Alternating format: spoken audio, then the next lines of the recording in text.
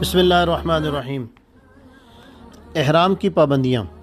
एहराम की पाबंदियों में सबसे पहली पाबंदी तो ये है कि मर्द एहराम की हालत में किसी किस्म का सिला हुआ कपड़ा नहीं पहन सकते, न कमीज़, न शलवार, न बनियान, न अंडरवेयर। कोई कपड़ा जो जिस्म की हैयत पर सिला हुआ हो वो नहीं पहन सकते। हाँ, अलबत्ता अगर एहराम की चादर नापाक हो जाती है या उसको तब्दील करना पड़ता है तो दूसरी चादर उसको बदल के दूसरी चादर ओढ़ सकते हैं या उसको धोकर पाक कर सकते हैं और पाक करके पहन सकते हैं। बहरहाल चादर तब्दील करने में कोई हर्ज नहीं, लेकिन सिली हुई चादर का पहनना ठीक नहीं जो जिस्म की हैयत पर सिली हुई हो। हाँ, अलबत्ता अगर वो पर्दा करने के लिए, बाज़ लोगों को चादर बांधने का सही तरीका नहीं आता तो उसकी वजह से वो पर्दा, उनका सतर नंगा होता रहता है, घुटने नज़र आते हैं। पर्दे के लिए अगर उस लुंगी को, चादर को आगे से वो सी लेते हैं तो इसकी गुंजाइश मौजूद है, अगरचे ये बेहतर नहीं है। लेकिन उस चादर या दो टुकड़े हैं, छोटे हैं, किसी के पास पूरी चादर के बराबर हैं नहीं, और दो टुकड़ों को सी कर वो एक चादर बड़ी बना लेता है तो इसकी भी गुंजाइश मौजूद है, अगरचे बेहतर ये भी नहीं है। लेकिन जिस्म की हैयत पर सिला हुआ कपड़ा नहीं पहन सकते। ख़वातीन हर किस्म का सिला हुआ कपड़ा पहन सकती हैं। आम मामूल में घर में जो कपड़े पहनती हैं, अंडर गारमेंट्स पहनती हैं, गाउन पहनती हैं, वो सब पहन सकती हैं। दस्ताने पहन सकती हैं, जुराबें पहन सकती हैं, मोज़े पहन सकती हैं। तमाम तरह के कपड़े ख़वातीन सिले हुए हालत एहराम में पहन सकती हैं। दूसरी पाबंदी एहराम की ये है कि मर्द एहराम की हालत में अपना चेहरा और सर नहीं ढांप सकता। चेहरा और सर नहीं ढांप सकता। रात को सोते वक्त भी अगर ठंड लग रही है, सर्दी है, तब भी अपने लिहाफ या कंबल या चादर से सर और चेहरे को नहीं ढांप सकता, उसको खुला रखेगा। अलबत्ता सोते वक्त पाँव ढांपना चाहे तो ढांप सकता है। अगर सर पर कपड़ा ओढ़ लिया या सर पर कोई टोपी पगड़ी रख ली या कोई सर ढांपे रखा किसी वजह से, तो अगर पूरा एक दिन या पूरी एक रात सर को ढांपे रखा तो इस पर उसके ऊपर दम लाजिम हो जाएगा। मर्द की बात कर रहा हूँ।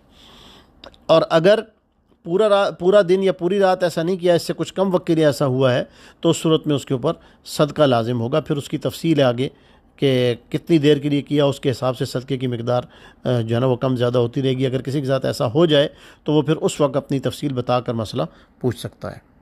अलबत्ता ख़वातीन अपना सर ढांपे रखेंगी मुसलसल और चेहरा खुला रखेंगी। मुसलसल सर ढांपने का मतलब ये नहीं है कि वज़ू में भी सर नहीं खोलेंगी। साफ ज़ाहिर है सर का मसा तो करना है, इसलिए वज़ू के वक्त में सर को नंगा करके उस पर सर के बालों पे मसा करेंगी। ऐसा नहीं है कि सर के ऊपर जो रुमाल बांधा हुआ है या सर के ऊपर जो क्या कहते हैं इसको, बुरके के लिए जो पर्दे के लिए जो वो हिस्सा करते हैं, उसको मेरे ज़हन में उसका नाम नहीं आ रहा। बहरहाल जो भी सर पे उसने उसके लिए कर रखा है कपड़ा, तो ऐसा नहीं है कि उसके ऊपर ही मसा करेगी। ये बात बिल्कुल गलत है। उस पर मसा नहीं होगा और वज़ू नहीं होगा। जब वज़ू नहीं होगा तो नमाज भी नहीं होगी, इसलिए वज़ू के वक्त में वो उसको खोलेंगी और मसा करेंगी। अलबत्ता चेहरा नहीं ढांपेंगी, और मैं चेहरे के बारे में पहले भी अर्ज़ कर चुका हूँ कि हालत एहराम में भी चेहरा ढांपने की औरत को इजाज़त नहीं। हाँ, पर्दा करना बहरहाल ज़रूरी है। चेहरा ढांपने का मतलब ये है कि वो कपड़ा चेहरे पर लगना नहीं चाहिए। कोई मास्क या निकाब ऐसा नहीं करना चाहिए कि जिससे चेहरे को लग रहा हो, बल्कि वो पी कैप टाइप कैप्स मिल जाती हैं आजकल ये आम एहराम की दुकानों से, जिनके आगे वो पर्दे का कपड़ा लटक रहा होता है, तो वो इसके लिए इस्तेमाल करें, वो बेहतर है। हुदूद हरम में जहाँ नेकी का अजर ज़्यादा हो जाता है वहाँ गुनाह का अजर भी ज़्यादा हो जाता है, तो इसलिए वहाँ पर्दा ज़्यादा ज़रूरी हो जाता है औरतों के लिए।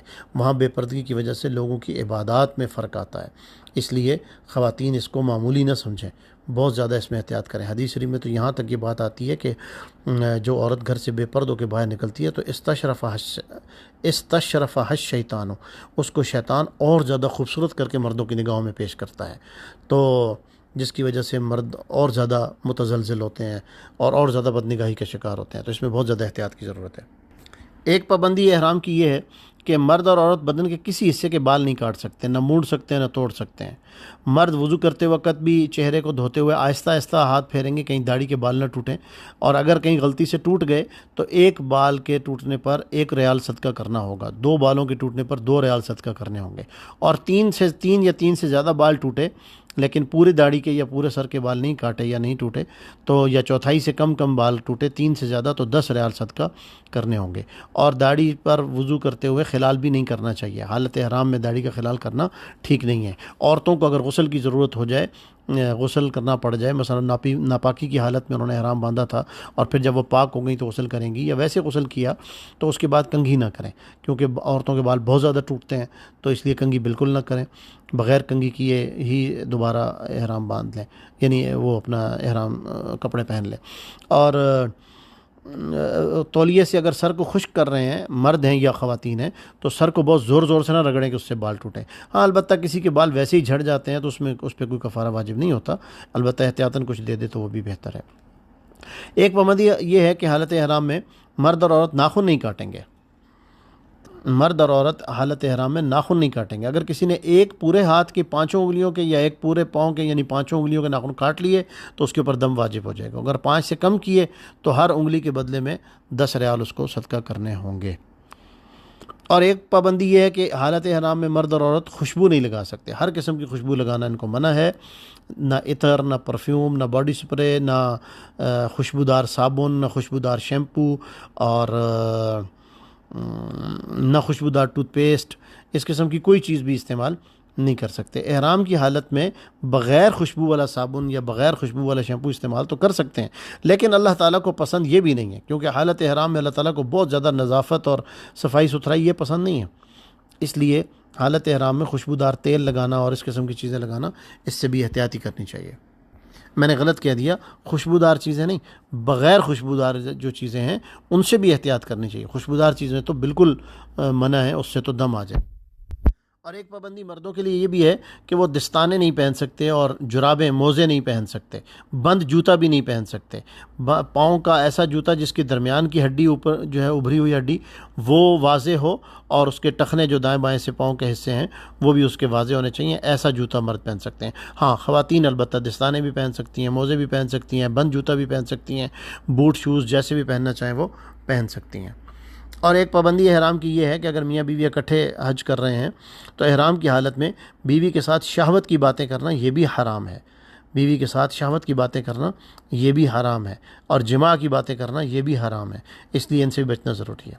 और कुछ चीज़ें ऐसी हैं जो एहराम की पाबंदियों में नहीं आती, मसलन गले में कोई बैग लटकाना है, वो हैंड कैरी टाइप बैग है, मतलब छोटा बैग है, उसमें अपने पासपोर्ट और ज़रूरी कागजात रखे हुए हैं तो उसमें कोई हरज नहीं।